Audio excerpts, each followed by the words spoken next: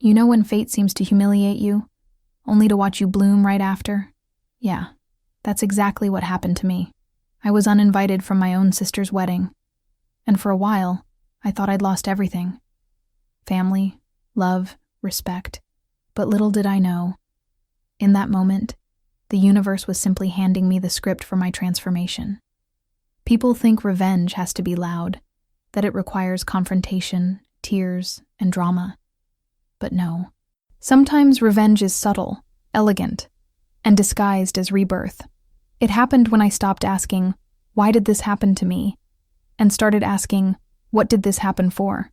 That question changed everything.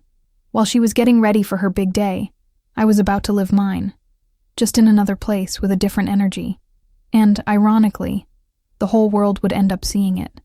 The rejection that was meant to erase me became the spark that ignited my comeback. And the most curious part? I didn't plan any of it. I just followed my heart, wounded but stubborn, and flew to France with a suitcase, a dream, and a shattered heart. What happened next? Well, no one was ready for it. Because this isn't just a story about pain, it's a story about power. A story of revenge that doesn't scream, but mesmerizes.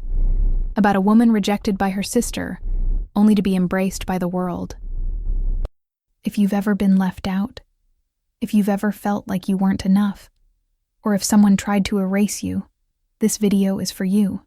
I want to show you that pain can be the beginning of your miracle, and that the light they tried to hide can, indeed, illuminate the whole world. So, stay with me until the end, because what started as rejection ended as a real-life fairy tale, and maybe, just maybe, it's the push you need to start writing yours too. I still remember the day everything began to fall apart. The wedding invitation arrived as a symbol of family love, but also of something I never imagined losing: my own sister's respect. The golden paper reflected more than elegance. It reflected childhood memories, promises of sisterhood and complicity. But within days, that same invitation turned into an open wound. When she uninvited me, it wasn't just an event I lost. It was my place in her world. And in that heavy silence, something new began to grow inside me.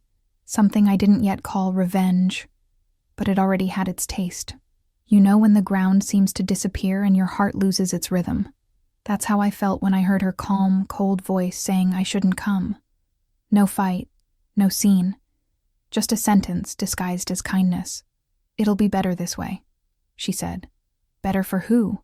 I asked myself 1,000 times, staring into the mirror, trying to understand where I went wrong.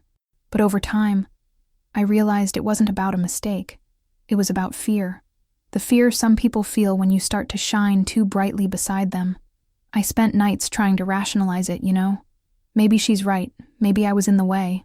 But the truth is, there was no fair reason. There was jealousy. There was comparison. Ever since we were little, she wanted to be the star, and I was just the reflection she tolerated. When she cut me off, I realized our bond was never balance. It was control. And for the first time, I didn't just feel sadness. I felt a spark, an impulse. Revenge began to take shape as a whisper of freedom, not destruction. It's funny how people think hurting you will make you smaller. In my case, the opposite happened. Pain gave me clarity. Suddenly, everything that once held me back, the fear of disappointing, the need to be accepted, was gone. I looked in the mirror and saw a woman in pieces. Yes, but with something new in her eyes. A spark. That flame that's born when you realize self-love is the only revenge that leaves no scars. The days that followed were filled with silence and awkward family glances. No one wanted to get involved. Everyone said it was better not to cause drama. But what's more confusing than being treated like a mistake just for existing too intensely? I withdrew into myself, wrote letters I never sent, and cried tears no one saw. Until one day, something inside me shifted. It was as if the universe had given me a push, saying, "Get up, girl." Revenge begins when you stop begging for love. I could have gone to her, demanded explanations, asked for apologies. But no, I realized some silences are worth more than any scream, so I stayed quiet. And in that quiet, I planned my own redemption. Not a revenge born of anger, but of reinvention. Because nothing hurts someone who underestimates you more than watching you rise. My response would come with grace, with calm, and above all, with beauty.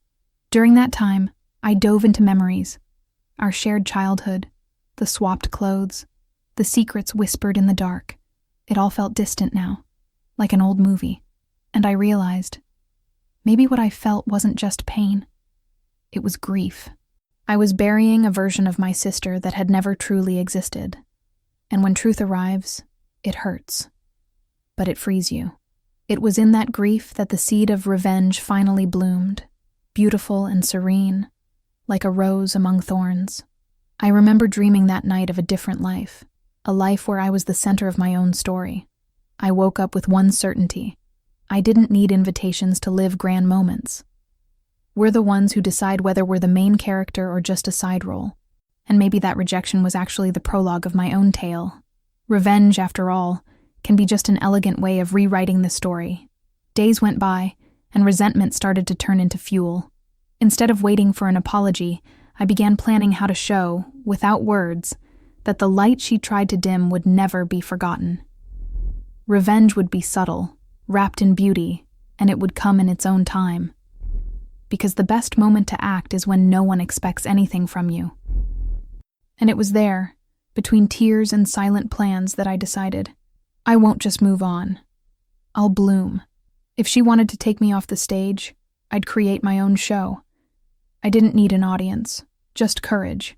And deep down, I knew, the universe has a funny way of balancing things out. Revenge, when born from self-love, doesn't destroy. It illuminates. And that light was just beginning to shine. After so many days trying to make sense of what had happened, the silence started to wear me down. It felt like I'd been living inside a thick fog. Everything hurt, but nothing made sense. One day, looking out the window, I saw the sunset and realized it didn't stop shining just because someone ignored it.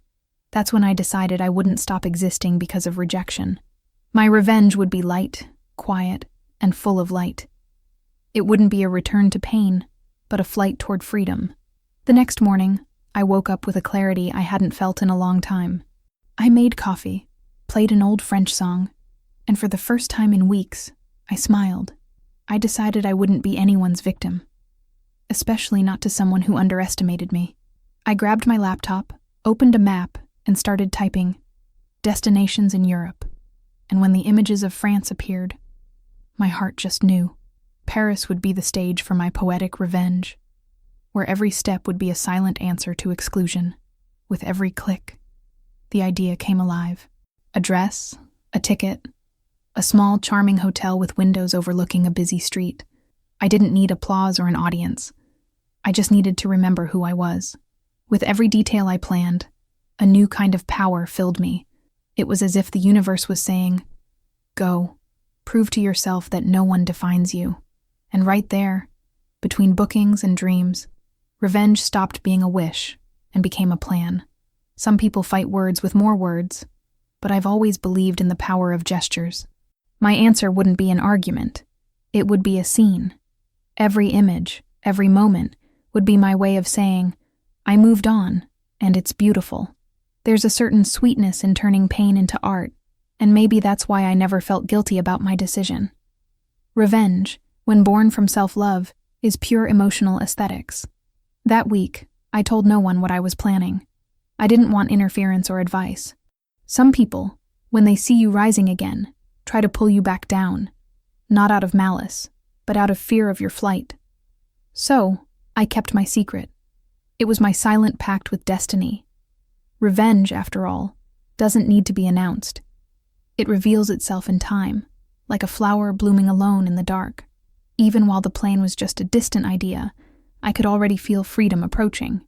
I'd walk around the house imagining the sound of footsteps on Parisian streets, the smell of coffee on the corners, the wind tousling my hair. It was symbolic. A rebirth. A version of me that no longer waited for approval to exist. The pain that once burned now shaped me. And slowly, I realized, maybe the most beautiful revenge is simply choosing to be happy without asking permission. I remember turning on my phone and seeing social media full of wedding preparations. Smiles, toasts, captions promising eternity. All so beautiful, and yet empty to me. I felt a sting of sadness, yes, but also relief. It was the end of an era, and when something ends, the universe always makes room for the new. My trip would be that new beginning, a page turned with revenge written in golden letters at the bottom. Every step of the preparation was a ritual.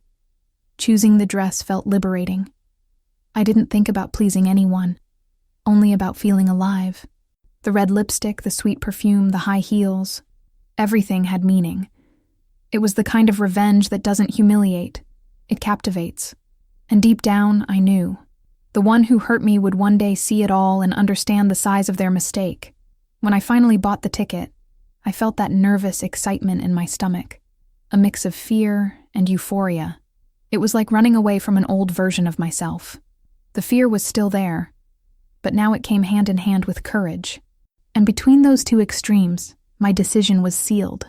I wouldn't cry anymore over a lost invitation. I would celebrate the one life itself was offering me to start again. The night before the trip, I closed my suitcase and stared at it for a few minutes. Inside it, there was more than clothes and perfume. There were pieces of my story and a quiet desire for justice. I fell asleep with my heart racing, imagining what awaited me on the other side of the ocean.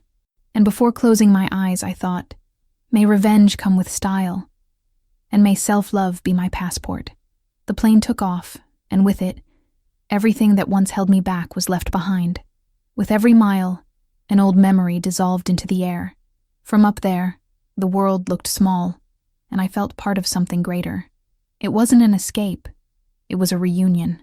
Revenge no longer carried the weight of bitterness, but the scent of freedom. When I landed in Paris, I knew I was beginning a new life. A story where I was finally the author, not the supporting character.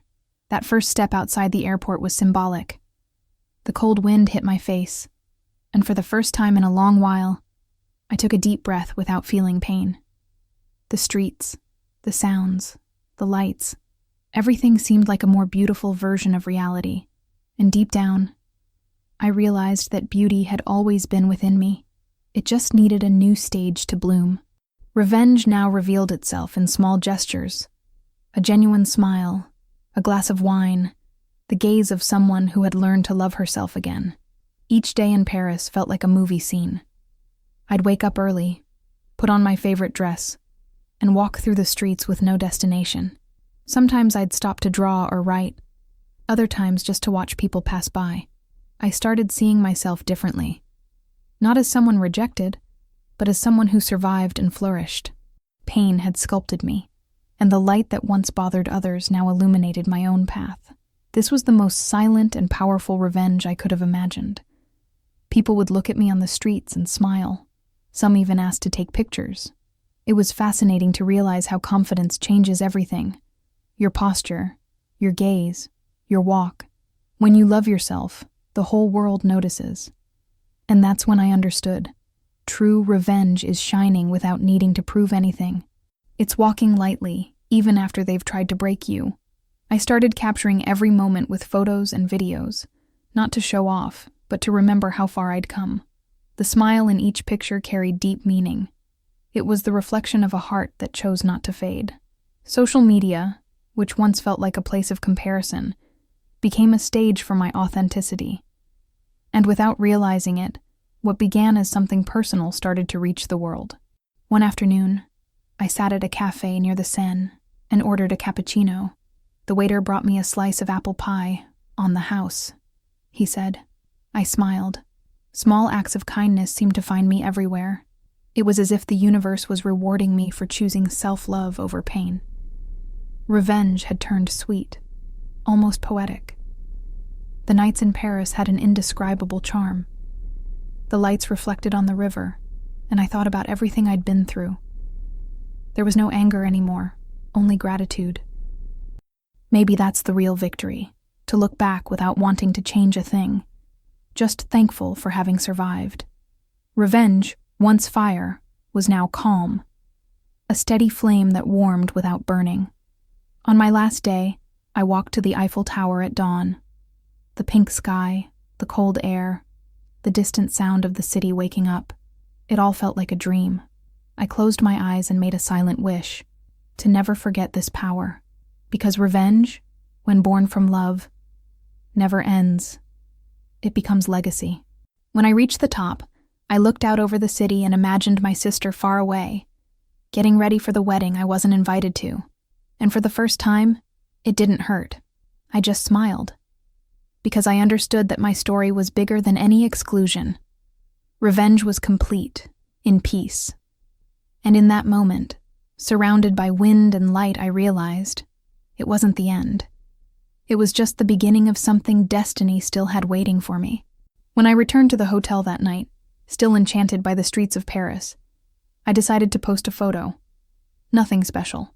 Just me, smiling, in a light white dress, with the Eiffel Tower in the background. The caption read, "Not every fairy tale needs an invitation." I posted it and set my phone aside. What I didn't imagine was that, within hours, that image would become a symbol. The silent revenge was beginning to echo through the digital world, and I didn't even know it. The next morning, I woke up to my phone buzzing nonstop. Notifications, messages, likes, comments from strangers around the world. People saying they felt inspired, that they cried, that they too had been rejected and reinvented themselves. It gave me chills. I never wanted fame, only freedom. But suddenly, my pain transformed into beauty had become a mirror for so many. It was as if revenge had found a collective purpose, to heal through example. Social media has a strange power. It can destroy you or rebuild you in seconds. In my case, it was the latter. Every comment was a spark of kindness, and I, who once felt invisible, now saw my face spread across pages of fashion, empowerment, and travel. They called me the bride of herself, the woman who turned rejection into art.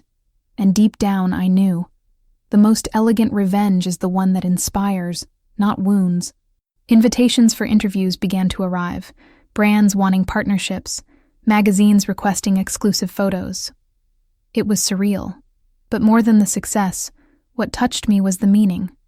I wasn't just collecting likes, I was collecting respect, the same respect that had once been denied to me. Every new follower was a reminder that self-love is contagious. Revenge had stopped being personal. It had become a silent revolution. I remember one comment that touched me deeply. "You taught me that rejection doesn't define you. It redirects you." I read those words and cried. Because that was it. The pain that once crushed me was now blooming into strength for so many people. And at that moment I realized, my revenge wasn't just against my sister. It was against everything that once tried to make me small. While the world applauded me, inside I felt a new serenity. I no longer wanted to prove anything to anyone. I just wanted to keep living, inspiring, existing fully. Social media kept buzzing, and I watched it all with gratitude. It was magical to realize that the universe rewrites our stories when we stop resisting. Revenge, after all, can also be a form of collective healing. Some family members began messaging me, surprised by what they were seeing. "You've become news," they said. I just smiled. It was ironic, wasn't it? I was uninvited from a wedding nobody would remember in a month, and I ended up living a moment the whole world was talking about. Destiny has a sharp sense of humor, and sometimes revenge is just life's quiet laugh behind the scenes. My sister, of course, saw everything. And what happened afterward? Well, that was another chapter. She didn't call me right away, but her looks, reactions, and online hints made everything clear. I didn't need to say a word, because when life places you at the center of your own story, the echoes speak for you. Revenge was complete, not because I had won, but because I didn't need to compete. During one of the interviews I accepted, they asked me, "Did you plan this?" I smiled and replied, "I planned to stay true to myself, and the rest was a consequence." That phrase went around the world. People love stories of overcoming, but they truly connect with authenticity. And that's when I understood. Revenge isn't about knocking someone down. It's about rising without fear of shining. As my photo continued to be shared and transformed into a symbol of freedom, I knew this still wasn't the end. There was something more to happen, something destiny was patiently holding back.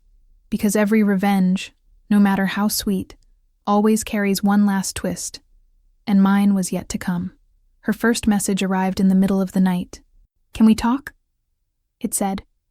Dry, without a period. I stared at the screen for a few minutes, unsure whether to laugh or cry. The sister who had uninvited me from the wedding now wanted to hear my voice, just when the whole world was listening to me. Time has a strange way of reversing roles, and revenge is sometimes just the mirror where the truth finally appears. I waited a bit before replying, not out of pride, but because I wanted to feel if there was still pain. And no, there wasn't. There was only calm. I wrote, "Of course we can." The next day was one of those days the universe seems to script perfectly. The sun was shining, the coffee was warm, and I knew that the reunion would bring more than words. It would bring closure to a chapter. When she appeared on the call screen, silence was the first sound between us. She looked tired, perhaps regretful, perhaps just afraid. "You've become a phenomenon," she said, trying to smile. I simply nodded. Neither of us knew where to begin. Then she said what I had already imagined. "I didn't think this would affect you so much." The sentence fell like a stone in water, and the ripples it made were old ones. Revenge, however, no longer demanded explanations.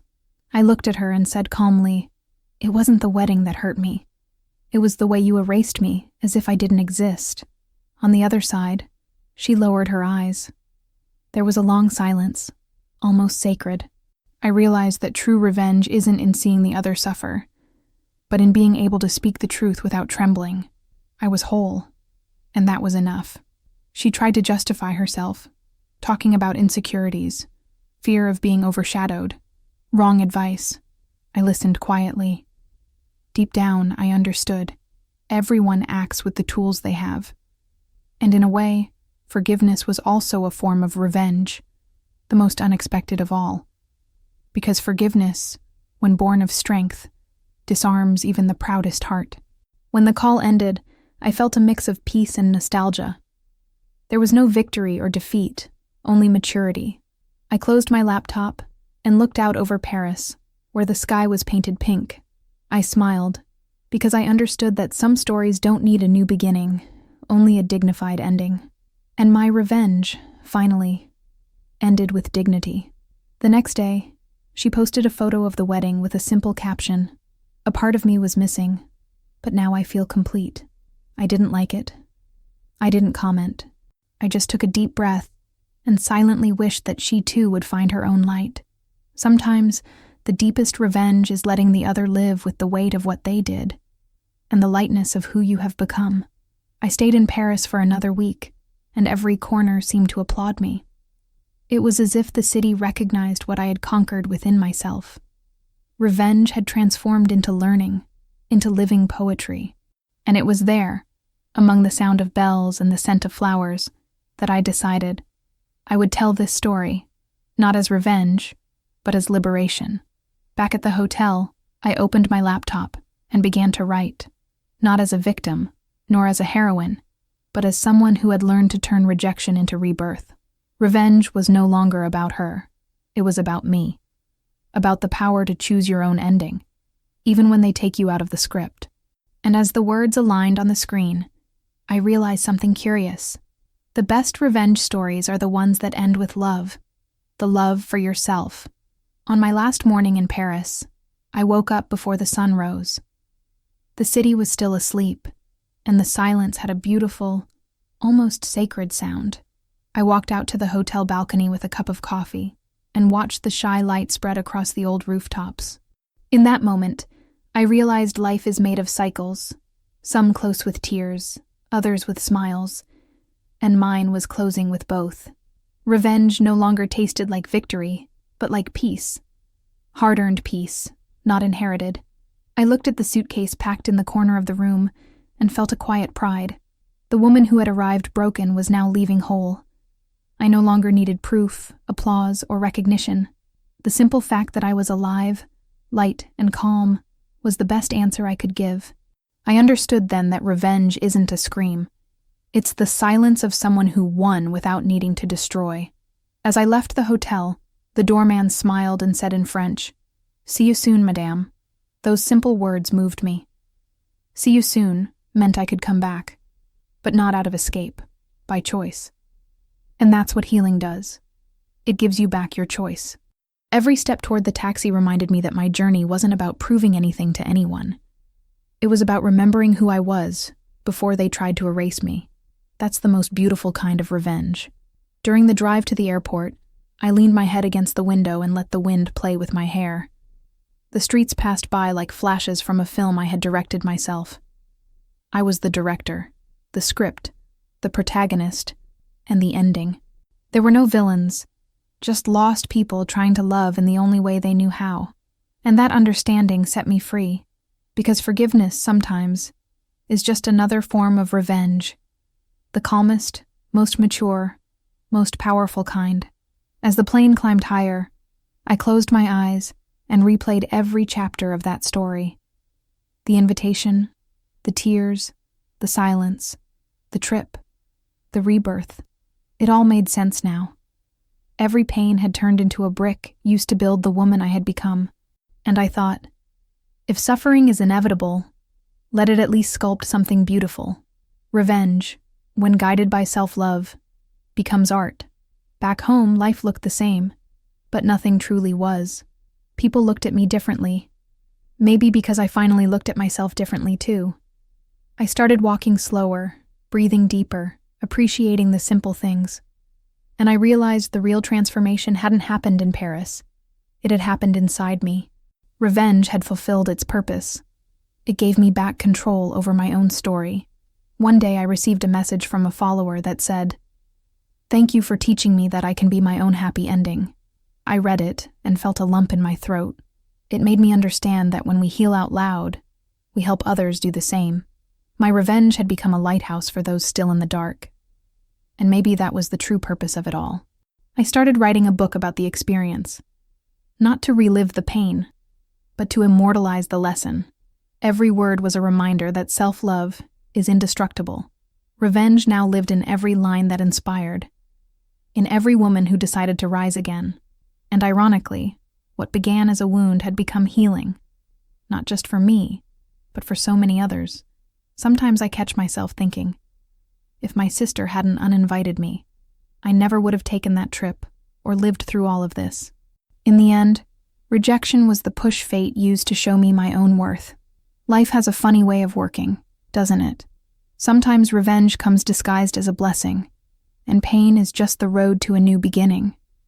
Today, when I look back, I don't feel anger, only gratitude, because it was in the absence of an invitation that I found the true calling, to live for myself, by myself.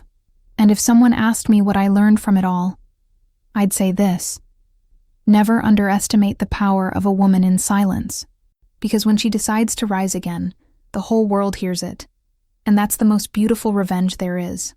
You know what I've learned from all of this? That life has a beautiful and sometimes cruel way of teaching us about value.